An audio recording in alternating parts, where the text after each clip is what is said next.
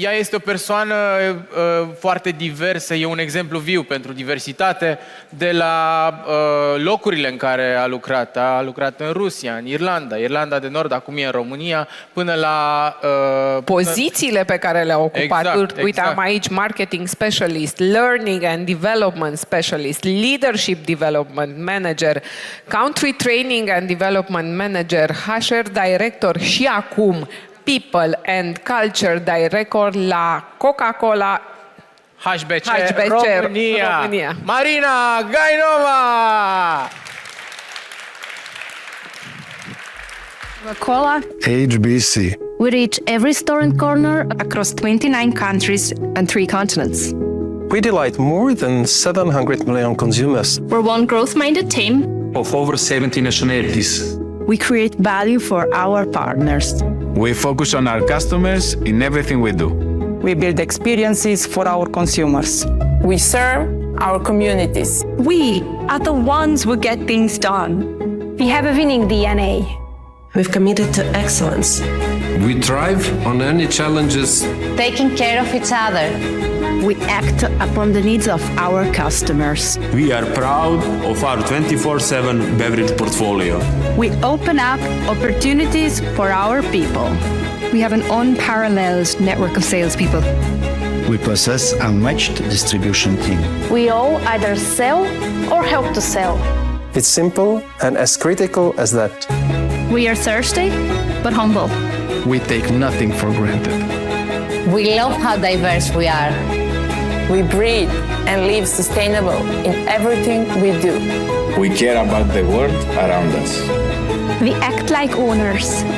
We're hardworking. We have a lot of fun. We're passionate. We make a difference. Always together.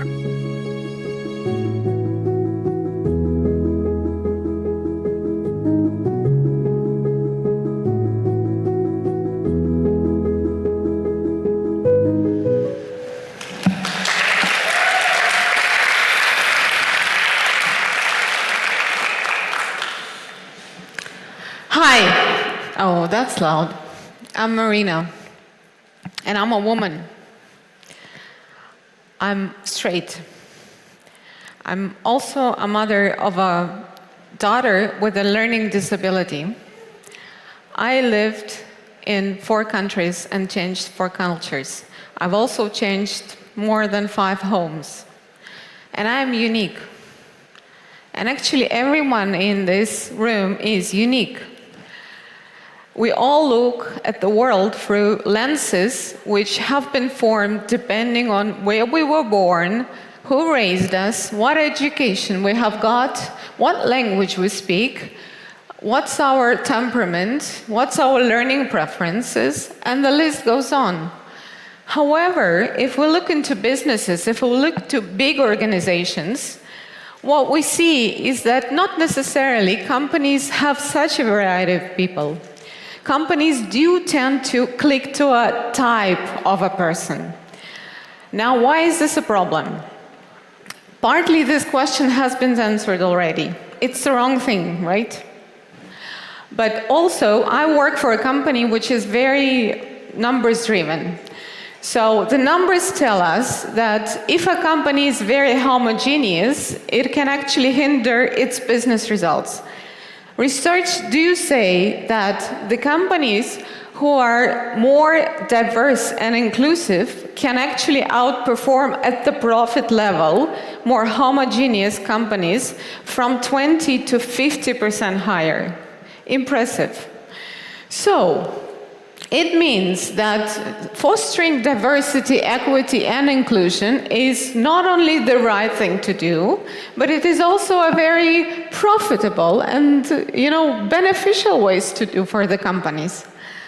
Again, the paradox comes when we look into the worldwide statistics, and we actually see that the reality is that at least in the gender diversity in the workforce, we are far away from that diversity.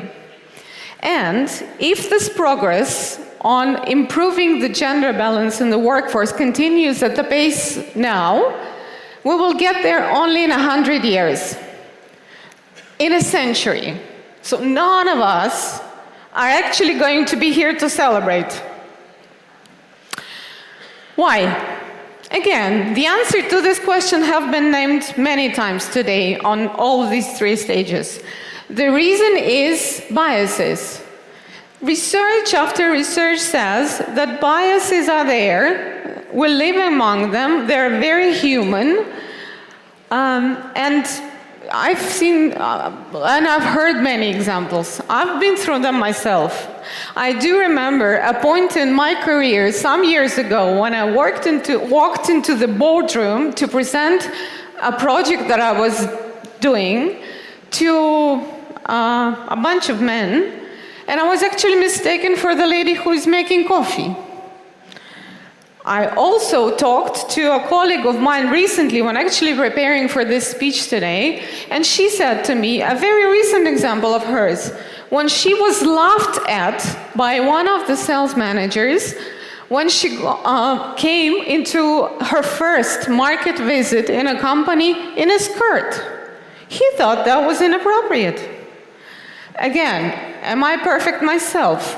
No. I do remember also a case when, for example, I have not delegated somebody from my team into a conference which was far away because I knew that the lady had a sick child. Later I found out that it was actually a lifetime dream of hers to be in that particular conference, and she did not go there because I have just assumed, I have just projected my own beliefs onto her.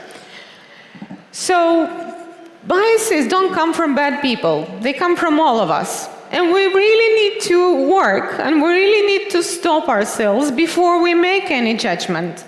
And that's work, hard work, which requires mindfulness, requires consciousness, and from the big organization, it actually requires commitment.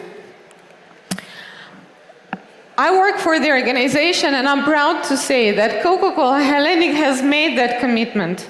And what you see now on the slides is actually the 3 targets that Hellenic has aspired to achieve globally in the countries that we work by 2025. And the main target is to make sure that we achieve gender parity in all management roles across all the countries that we work in. Where are we in Romania on this geography? And I'm proud to say that we are at the front here. We were the first country who have actually already achieved the gender parity in the management roles. And for the rest of the 2 targets, we are getting there. We're 2 and 4 percentage points not there yet. So I'm here to share with you some of the things that we have done to get there, and also what we've learned on the way. We started actually very simple, from very, very basic things. We first fixed the language of how we do our job ads, to make sure that the job ad is explicitly inclusive and promotes that we do want to see candidates of all genders to apply. Then we have invested a little bit of time into training all of our managers on inclusive talent acquisition, inclusive recruitment, in order to improve the quality and the inclusivity of the hiring decisions that we're doing. And again, we already enjoyed results. In 2 years, for the frontline sales roles, which we call business developers, we have managed to improve the gender balance from 25% of women to 32 now. Great progress. We've been stagnating there for a while before that. Another thing that we have done is actually we understood very quickly that advertisements are not the only way to speak to candidates. We understood the stories speak more to the hearts of the candidates. So we've started to share career stories of the women who are working and progressing their careers in the organization, careers in sales, careers in supply chain, and we've started to share them across. I think actually one of the campaigns which is dedicated to the women in supply chain is actually running now as we speak. Another thing that we have done is we have partnered with external communities. We've partnered with an organization who is called She's Mom, and this organization is actually helping women who are on maternity or who are working moms to find new working opportunities and employment opportunities. And together we have done a project to make sure that we are opening up our sales opportunities to more women who are willing to do this job. Important thing that we also looked internally into the organization and to the people who already work for us, and we decided to support our working moms. We created a network which we called Parent Team. We've invited all of our parents to join, and we've started to share very practical and hopefully inspirational as well content to help them enjoy not only the work life, but also the home life. So we've talked there about things like how to be a good parent in pandemic, a working parent in pandemic, which makes it even harder. How to do sex education to kids, how to support teenagers in their hard periods of time, how to do yoga together, that's my favorite. The last thing I will mention here in terms of what we have done is investment into capabilities and skills of people. They are crucial on this journey. We do have 2 programs now running. One is, they both are targeting basically the core of our organization, which is sales team leader, not sales team leaders, actually all team leaders in the company.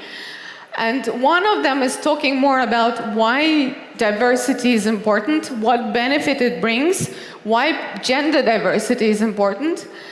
The other program is more getting into the skills level, and this is where we teach all of our team leaders to be also very inclusive, to make sure that they use these daily inclusive behaviors and everybody in their teams feels like willing to bring their whole selves to work. Whatever I've shared now probably doesn't sound very revolutionary, right? But what we did learn is it's not about the only bright ideas, but it's actually the consistency and the people behind doing consistent progress that makes the very ordinary ideas actually bring us extraordinary results. What we've learned on the way. I think the most important lesson was about communication. Before talking about D&I what and D&I house, you really need to speak to your people about the why. Only that can actually ensure that there's an army of supporting people to help you on the journey. Another learning is a boring learning. We understood that just talking is not enough. We had to KBI our journey. So KBIs helped us to make sure that everybody is clear what the success looks like, how we progress, and it gets us measurement of that progress. And what's measured gets done. More important learning is actually not about KPIs, but about people. You really need to make sure that you have your change leaders. People who will actually pioneer the journey from talking about things, from doing the strategy on D&I, into actually doing it, implementing it into real actions. And the last thing, in terms of learnings, is to make sure you're sharing your dreams, you're sharing your commitments, you're sharing your mission with external people and external organizations. And the more supportive external partners you can get to become your allies on this journey, the faster you're actually going to get there. So I want to close with 2 things. First of all, there is a big team and even a bigger team of change leaders in Coca-Cola Hellenic that have been standing behind these results. Some of them are here. I want to use the opportunity to thank them. And I'm really encouraging all of you to actually get those allies behind you. And the second one, to close this one, I don't want to do it myself today. I really want to invite a lady who's called Roxana, who is one of the sales leaders who is thriving in our organization.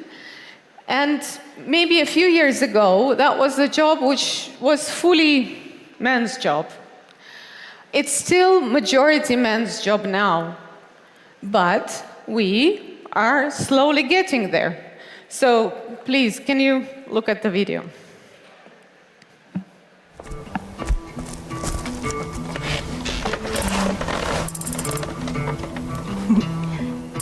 Evoluția mea în Coca-Cola HBC a fost una rapidă. Unii cred că liderii se nasc, însă eu sunt de părere că liderii buni sunt cei ce își continuă dezvoltarea, cărora nu le este teamă să iasă din zona de confort. Am început în Timișoara, alături de colegi determinați și săritori. Cred că ne-am ambiționat unii pe alții, iar asta ne-a ajutat foarte mult să evoluăm. Însă am apelat și la toate instrumentele pe care le-am găsit. Trainingurile din Sales Academy, evenimentele online și sesiunile de coaching. Îmi place să creez conexiuni strânse cu oameni, iar managerul meu direct a observat asta și m-a încurajat să fac următorul pas. Așa că am ieșit din zona de confort și am făcut trecerea la Next Row. Pentru că aici, în Coca-Cola HBC, am mereu posibilitatea de dezvoltare. Îmi place să învăț și să obțin rezultate, însă acest lucru nu îl pot face niciodată singură. Acum coordonez o echipă de business developeri și interacționez cu departamentele de marketing, planning, financiar, dar și cu toți stakeholderii. Vreau să creez un mediu plăcut, care încurajează dezvoltarea profesională. Numele meu este Roxana, sunt sales team leader la Coca-Cola HBC și curiozitatea m-a adus aici.